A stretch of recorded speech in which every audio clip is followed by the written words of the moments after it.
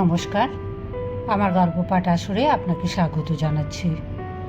পড়ে শোনাচ্ছি সেই সময় উপন্যাসের 173তম পর্ব। পরদিন সকালেও তেমন কিছু বোঝা যায়নি। দ্বিপ্রহরের পর রোমহর্ষক সব সংবাদ আসতে লাগলো। ঝড় প্রশমিত হলেও বৃষ্টির বিরাম নেই। তারই মধ্যে লোকজন এসে পৌঁছতে লাগলো এক গৃহে। এক একজনের মুখে এক এক রকম চমকপ্রদ বিবরণ।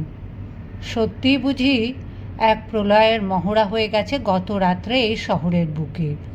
যেই আসে সেই বলে, কি কাণ্ড গো বাবু, একটাও বুঝি বাড়ি আসত নেই কো, রাস্তাঘাট কিছুই চেনা যায় না, শতেক বছরের পুরনো গাছও উপড়ে পড়েছে, অত বড় বাড়ি মিত্তিরদের যেন দৈত্যে তুলে নিয়ে গেছে, সেখানে এখন ফাঁকা মাঠ।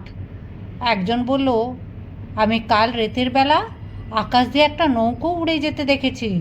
হ্যাঁ গো, ঝুটো কথা নয়, সত্যি বলছি। স্মরণকালের মধ্যে এরকম ঝড় এ দেশে আঘাত হানেনি। গুজব ও ঘটনা, সত্যে মিথ্যে রটনার মধ্য থেকে প্রকৃত চিত্রটি ফুটে উঠতে লাগলো ক্রমে ক্রমে। কলকাতা শহরের শত শত গৃহ ভূপাতিত। মৃতের সংখ্যা সঠিক কত কেউ জানে না এখনও। গোলপাতা, খড় ও টিনের চালের ঘরগুলির অধিকাংশেরই চাল উড়ে গেছে। পান্তের মাঠে মরে পড়ে আছে বহু গরু মহিষ। আর্মেনি ঘাটের জাহাজ বন্দরে এমনই ধ্বংসকাণ্ড হয়েছে যে একটি জাহাজও অক্ষত নেই। আকাশে নৌকো উড়ে যাবার কাহিনীও অনেক নয়। বাগবাজারের ঘাট থেকে একটি ডিঙি নৌকো উড়তে উড়তে গিয়ে উল্টো ডিঙিতে পড়ে সেই স্থানটির নাম সার্থক হয়েছে। আকাশপথে ডালপালা শিকড়শুদ্ধ উড়ন্ত বৃক্ষেরও অনেক প্রত্যক্ষদর্শী আছে। ভদ্রশ্রেণীর ব্যক্তিরা কাল সন্ধ্যের পর থেকে আর কেউ পথে বার হয়নি, কিন্তু দাস দাসী, ফেরিওয়ালা এবং নিত্য রোজগেরেদের তো উপায় নেই।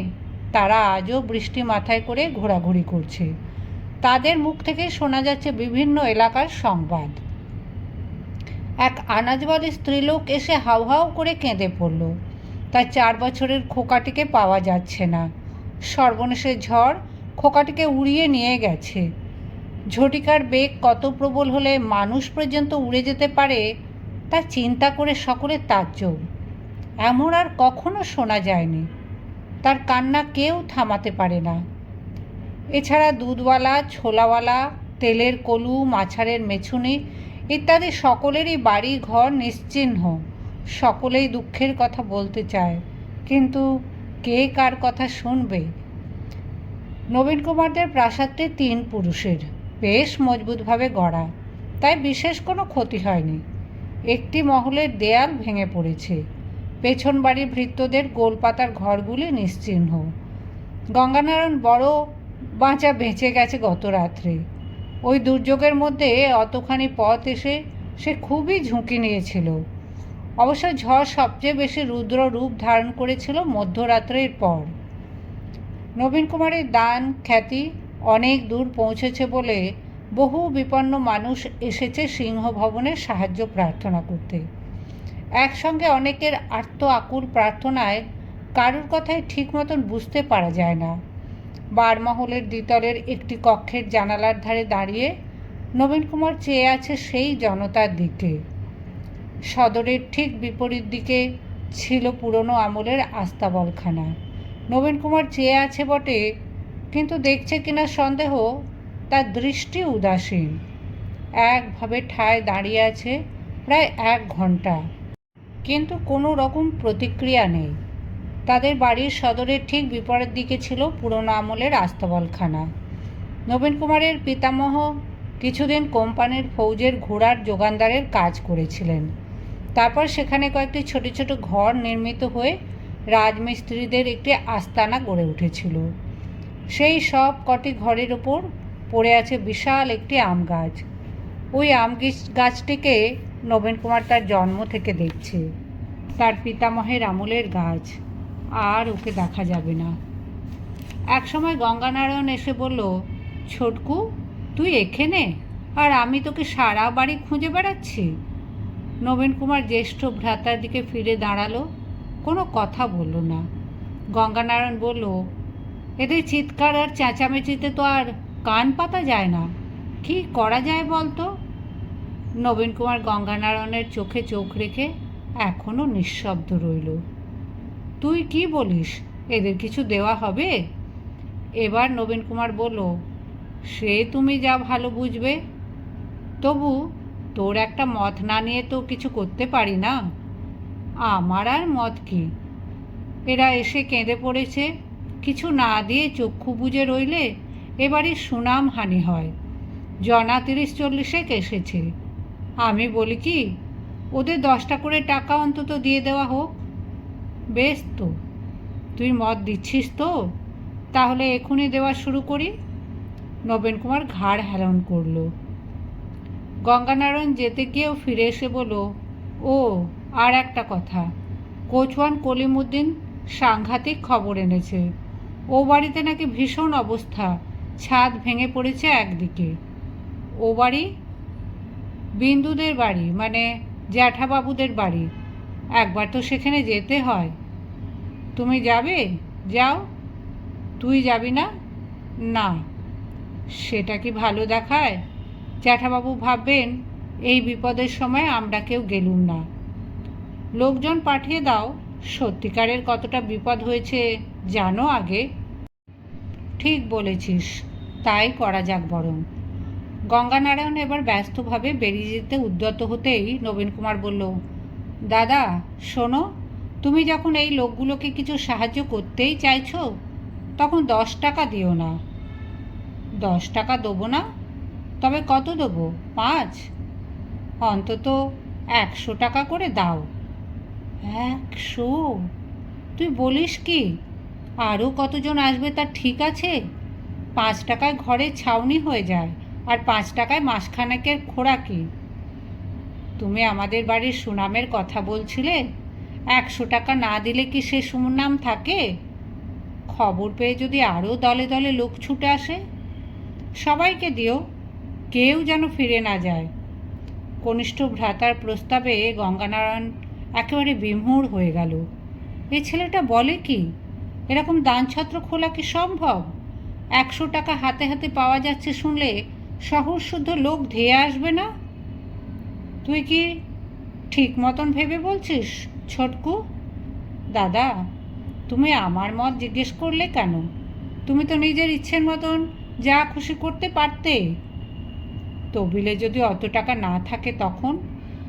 যতক্ষণ কুলোয় ততক্ষণ দিও। এর ওপর আর কথা হয় না। গঙ্গানারায়ণ আর দ্বিরুক্তি না করে চলে গেল। এ যেন টাকা পয়সা হরির লুঠ দেবার মতন, অকারণে অপব্যয়। যে লোকগুলি সাহায্য চাইতে এসেছে তারাও এতটা আশা করে না। এদের মধ্যে অনেকেই একসঙ্গে 100 টাকা চোখেই দেখেনি কখনো। যারা মাস মাইনের কাজ করে তাদের বেতন বড়জোর 5-10 টাকা। আনাজপাতির ব্যবসা করেও কেউ মাসে 15-20 টাকার বেশি মুনাফা করতে পারে না। একটু বাদে গঙ্গানারায়ণ আবার ফিরে এসে বলল, টাকা পয়সা বিলের কাজটা তুই নিবি ছোটকু? নবীন কুমারের সে ব্যাপারে কোনো উৎসাহ নেই। সে সরাসরি বলে দিল, গঙ্গানারায়ণের সময়াভাব হলে কর্মচারীদের দিয়ে ও কাজ চালানো হোক। এত টাকার ব্যাপার কোনো কর্মচারীকে বিশ্বাস করা যায়? গঙ্গানারায়ণ প্রথমেই প্রার্থীদের সকলকে দেউড়ির মধ্যে ঢুকিয়ে নিয়ে লৌহদ্বার বন্ধ করে দিল। তারপর সহজে সে একটি খেরো খাতায় লিখে নিল সকলের নাম ঠিকানা। সেই নামের পাশে বসিয়ে নিল প্রত্যেকের বৃদ্ধাঙ্কুষ্ঠের টিপ ছাপ। এবার সে দিবাকরকে বসিয়ে দিল বিলি বন্দোবস্তর ভার দিয়ে। টাকা পয়সা নাড়াচাড়া করতে গঙ্গানারায়ণ নিজেও পছন্দ করে না। সে জানে দিবাকর এই লোকগুলির কাছ থেকে দস্তুরি আদায় করবে। সেজন্য দুলালকে দাঁড় করিয়ে দিল পাশে, এবং তার কাছে নির্দেশ দেওয়া রইল আর কোনো লোককে যেন দেউড়ির মধ্যে প্রবেশ করতে না দেওয়া হয়। তারপর সেই বৃষ্টির মধ্যেই সে চলে গেল বিধুশেখরের বাড়ি। সেখানে ক্ষতি হয়েছে খুবই, কিন্তু বাড়ির কেউ আহত বা নিহত হয়নি। গোয়ালঘরের ওপর গাছ পড়ে দুটি দুধেলা গাভী মারা গেছে। বিধুশেখর যে কক্ষে শয়ন করেছিলেন ছাদ ভেঙে পড়েছে তারই পাশের ঘরে।